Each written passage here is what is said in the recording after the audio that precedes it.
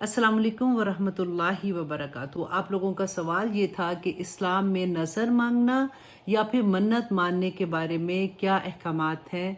क्योंकि अक्सर ये होता है ना कि जब हमें कभी कोई ऐसी मुश्किल आ जाती है तो हम एकदम से कहते हैं कि अच्छा, अगर हमारी ये मुश्किल हल हो गई तो फिर हम ये वाला काम करेंगे। तो उसके बारे में नबी सल्लल्लाहु अलैहि वसल्लम ने क्या फरमाया था, आइए देखते हैं। मुस्लिम की हदीस है 1640। हज़रत अबू हुरैरा रदी अल्लाह अन बयान करते हैं कि रसूलुल्लाह सल्लल्लाहु अलैहि वसल्लम ने फरमाया कि मन्नत ना मांगा करो, ये तकदीर के किसी फैसले को नहीं टाल सकती है सिवाय इसके कि इससे बखील से माल निकलवाया जाता है। अब देखिए कि कितनी बड़ी दलील हमारे सामने आ गई ना।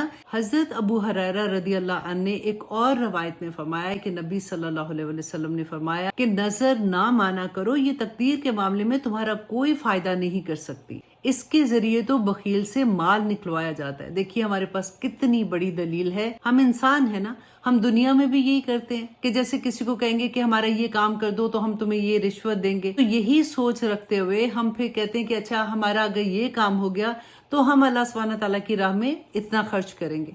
तो नबी सल्लल्लाहु अलैहि वसल्लम ने उसके बारे में बता दिया कि ये तो बखील से उसका माल निकलवाने के लिए है। अल्लाह सुब्हानहू तआला हमें दीन के सही राह पे चलने की तौफीक अता करे और हम अपने दीन को समझ सके। आमीन सुम्मा आमीन। अस्सलामु अलैकुम वरहमतुल्लाहि वबरकातुहू।